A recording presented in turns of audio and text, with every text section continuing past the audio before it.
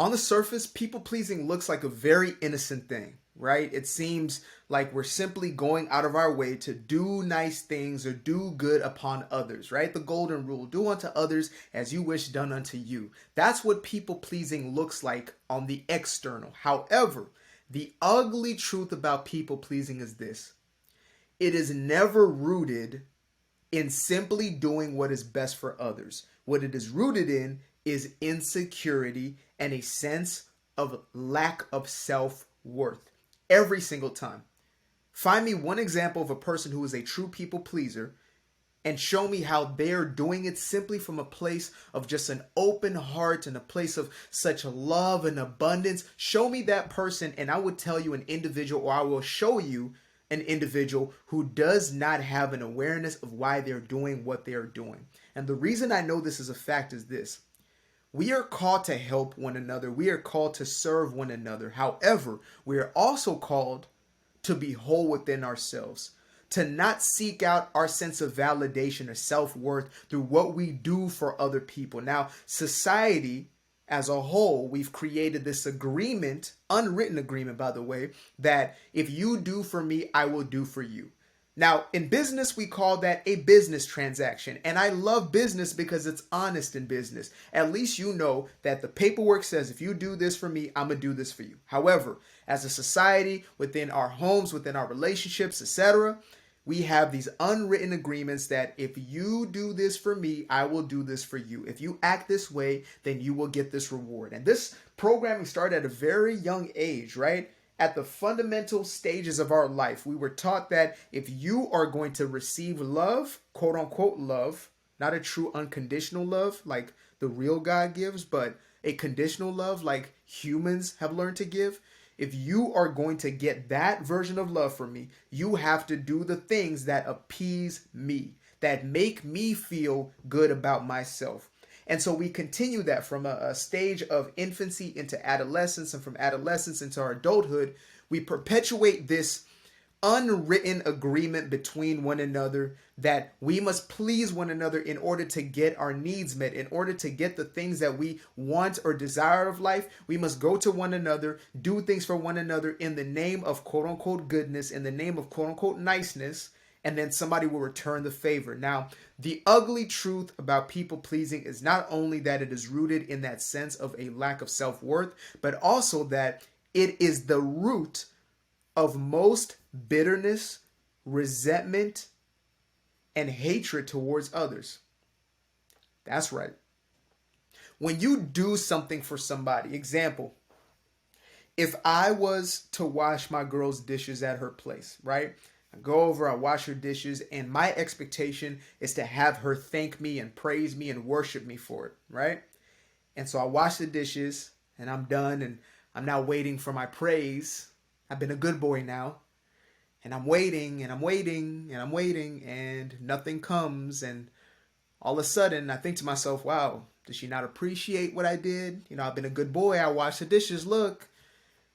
And nothing comes. And all of a sudden I'm now bitter about the situation.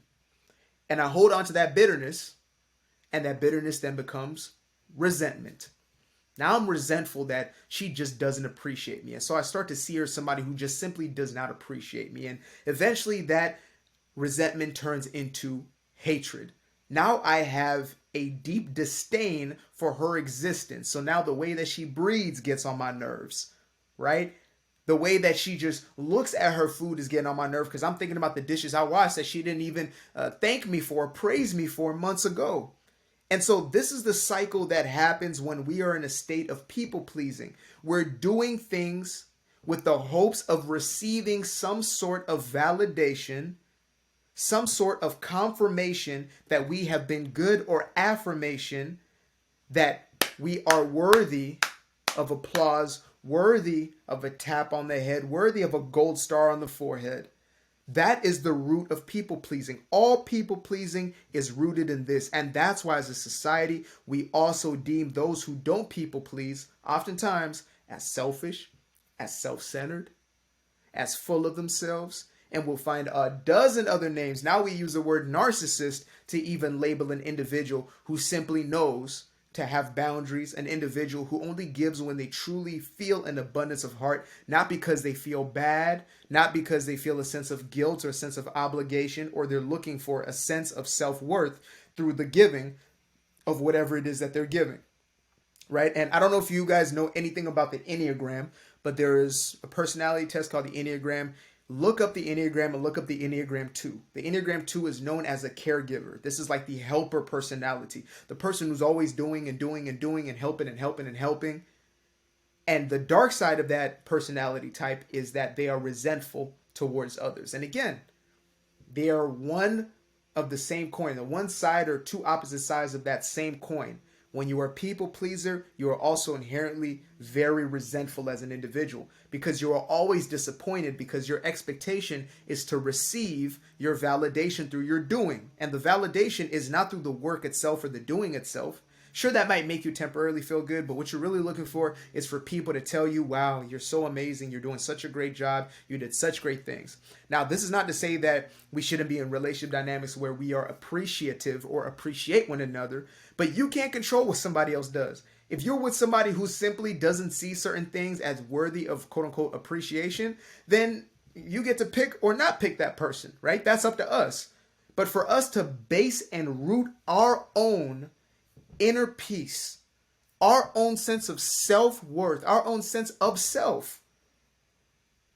If we're going to base that on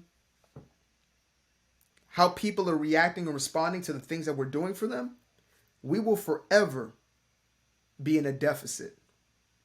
There is not enough that people can thank us about or applaud us about that is going to fulfill what we're looking to be fulfilled. That is the conundrum of people pleasing. There is not enough people pleasing that you can do that will ever satisfy. You can do 1,000 things. You can do anything and everything under the sun. You can clean everybody's dishes. The whole entire planet's dishes. You clean everybody's plate. And everybody will give you a sense of appreciation. And it will still not be enough. That is a conundrum of people pleasing. You will always find a way to feel resentful.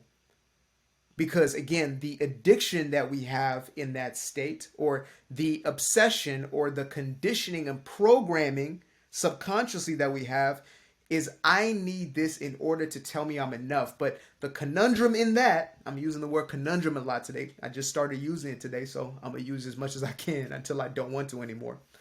The conundrum in the having to get our validation externally is that we never can, right?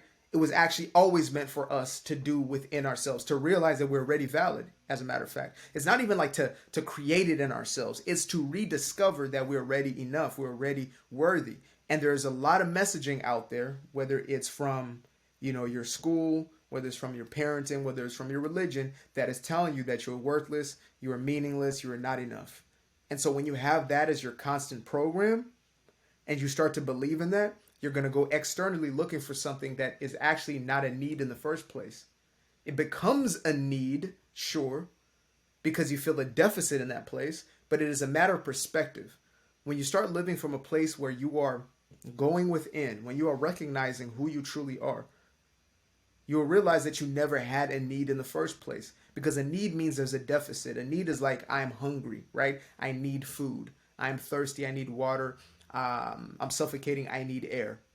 When it comes to these social dynamics and what goes on within our psychology, a lot of those needs are actually created from a belief deficit. It's even like abundance and scarcity. Scarcity is a belief system, not a reality. Now, some may say it is a reality. Look at the people who are suffering, etc. But I say go into the psychology of those places and you'll see why those people are in spaces of poverty. If they consider themselves poverty, by the way. Because some folk live in remote areas and they don't see themselves as impoverished. You see them as impoverished because of your definition of abundance, right? The Western world's definition might be very different from the Eastern or whoever else it is. And so you might judge based on your paradigm, but that does not mean those people are lacking. But if they do believe they're lacking, then go into their psychology, just like your own. You can have $1 million, $1 billion on you and still be in a scarcity mentality, still be in a poverty mentality. It's not about the state of poverty as in no money in your pocket. It's a state of consciousness that there's not enough, and so you hoard, and so you hold on to, etc. That same type of temperament goes on to this ugly truth about people pleasing, which is all people pleasing is truly rooted in a state of seeking others to fill a perceived lack within yourself that does not exist, therefore cannot be solved by anything external.